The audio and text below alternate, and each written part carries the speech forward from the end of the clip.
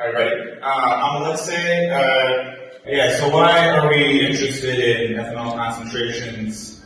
Well, I'm a PhD student in Robert Dudley's lab, and as you may or may not know, Robert has this idea of the drunken monkey hypothesis, which is rooted in our evolutionary heritage of frugivity. Beyond a couple million years ago, 2 years ago, our ancestors ate mostly fruit. And the thought is that if there are small amounts of alcohol in that fruit, that over evolutionary time we become adapted to it and are actually attracted to the alcohol, leading to sort of what you see in a lot of society today.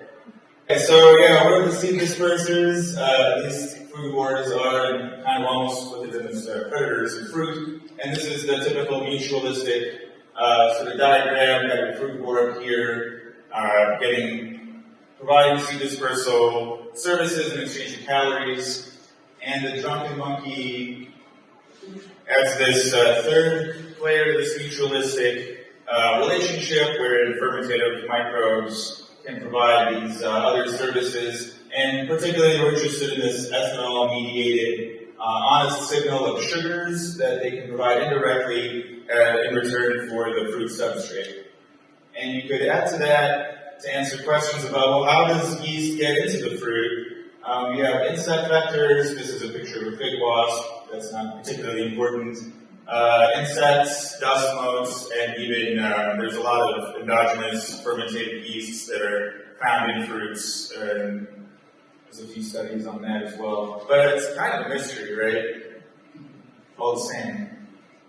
So I wanted to test the hypothesis that there is ethanol in fruits that chimpanzees in particular are eating as our nearest relatives, because if there's appreciable amounts of alcohol in their food, then that can translate potentially to our own history.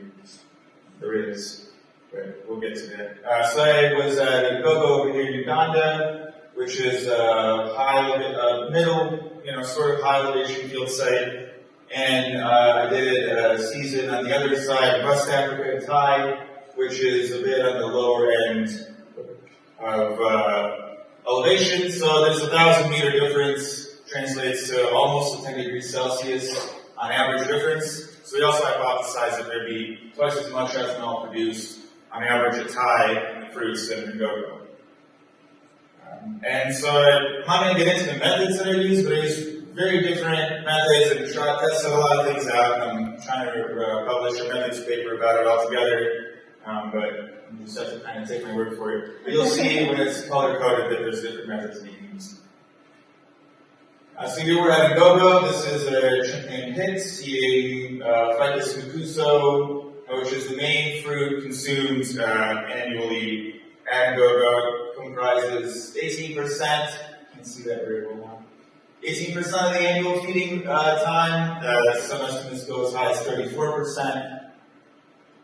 And then over in Thai, we have primary salsa, which is the most consumed fruit there, 12.5%.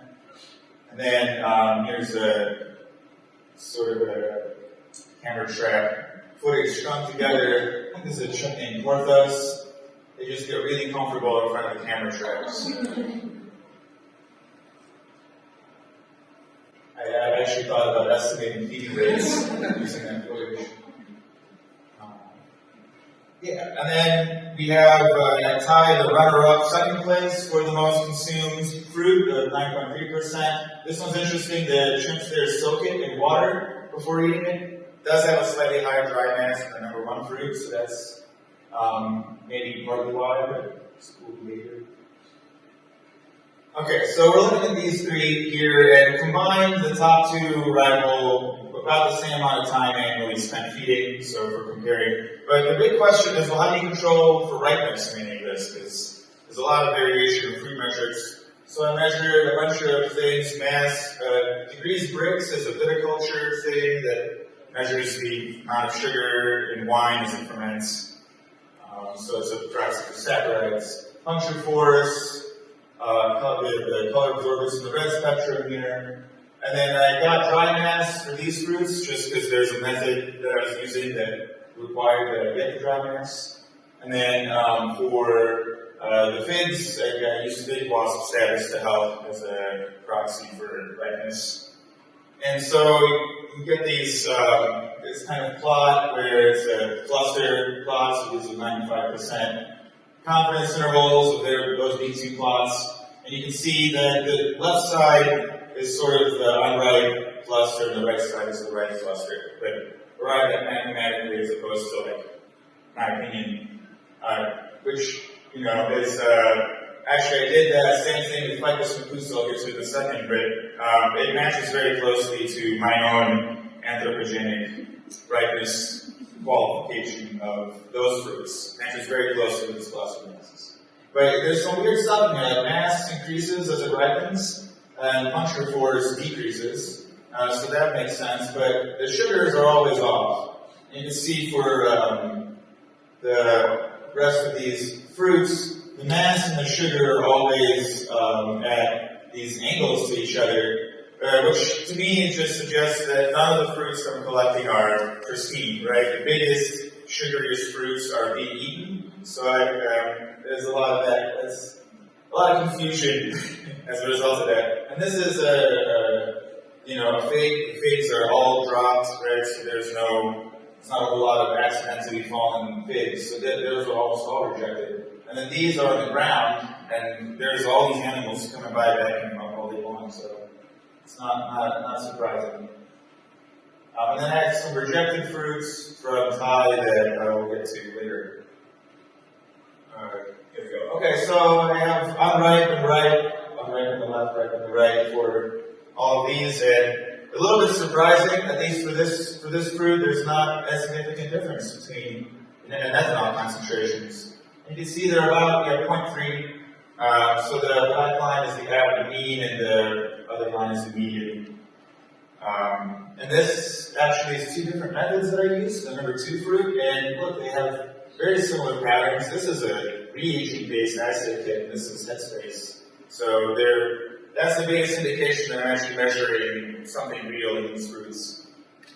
But unfortunately, with the figs, the two instruments that I used to validate gave somewhat different results.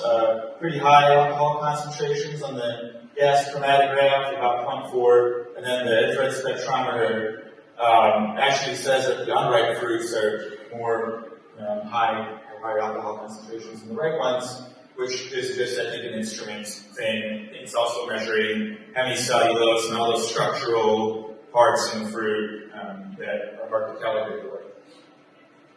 So, as far as comparing between seasons, you have the 3 estimates from Thai, these 2 fruits, and Ngogo.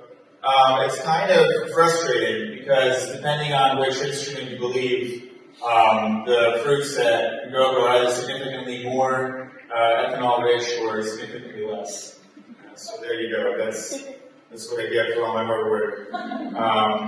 But let's explore that a little bit more. In Ngogo, I have much more than just the one fig. There are all these other fruits. Oh, up here it's supposed to say weighty ethanol estimates by percent time annual foraging. So I have all these other fruits that I collected. There's about 14 species that comprise 75% of Ngogo's annual fruit diet.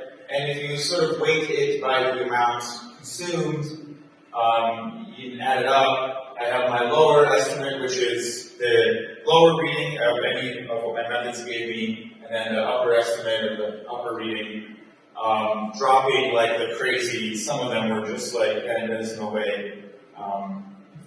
I can get into that, but it's a conservative 0.2 to 0.32% ethanol by mass on an annual basis in Ngogo fruit diet.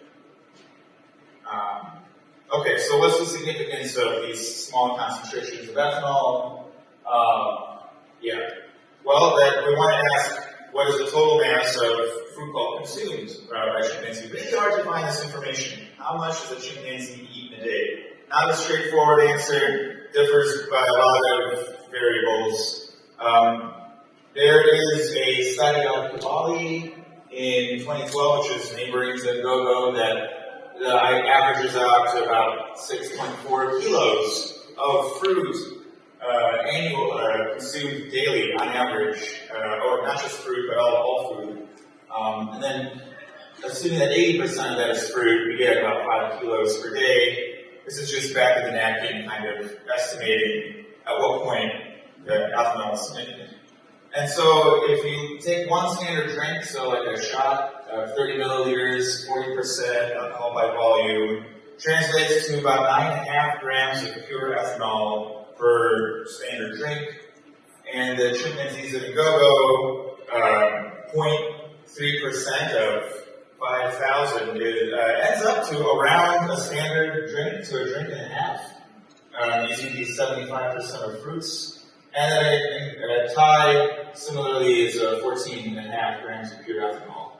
So if there's a takeaway message, at both sides, chimpanzees consume conveniently about 1.5 standard drinks per day.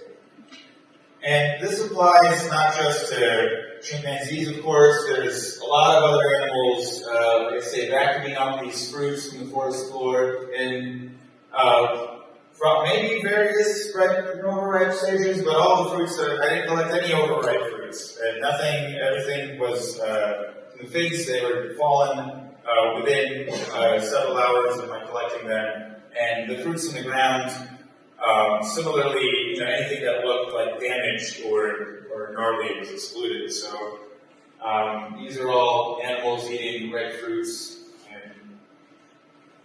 So the other question was, if I collect the available fruit, be it, and that's where camera tracking comes in, because I wanted to see what will the chimps show up and start eating it, and that way I have estimates before, and then after the chimps eat, what do they leave behind, and estimates after. I didn't succeed very well at that, because I had a lot of trouble following chimps, for reasons, but, yes, you have these rejected fruits that most of which fall into the unripe, not surprisingly, category. A couple of them are in this ripe category. There were only about 15 rejected fruits, so out of 150, so about 10% of that data. And there's all this, so they're not rejected fruits are a little bigger, they are a little sweeter, and they're a little softer. They are a little more red, and they have less dry mass, and they have significantly more higher alcohol concentrations, 0.3 versus 0.2, or 0.35 versus 0.25, depending on which median or mean. So that's kind of cool. I mean, that's like the only results I know of, but this doesn't tell you whether chimpanzees are selecting more ethanol-rich fruits, they're just selecting better fruits overall. So really hard to disentangle these things in the system. So I'll just talk about a few other ideas I've had about where to go with this. There's a lot, really. One nice thing would be to look at the phylogeny of all the plants that have, all the species. I have a bunch of fruits that I present from Thai as well. I just didn't have time to work into this talk. So there could be something there. It'd be great to account for the animal foraging, right? So climbing up and getting, the fruit before the animals ever do, or sitting on the ground and waiting for the fruits to fall and scaring off any competition. Let's see. So there's this question of, do chimpanzees prefer fruit? If you go to a sanctuary or something, you offer them a choice experiment. This could be interesting and serve as an argument for enrichment of captive chimpanzees. If they're getting alcohol in their natural diet, maybe we should be giving them some funky fruit, some overripe bananas once in a while.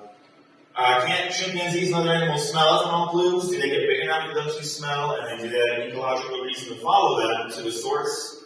That's the whole driving idea of the evolution. Effects of bulk ingestion on the behavior, like social displays and controls, and if you're tanking up on a lot of fruit, is that going to have some effects? Comes out to about half a standard drink if you're consuming enough.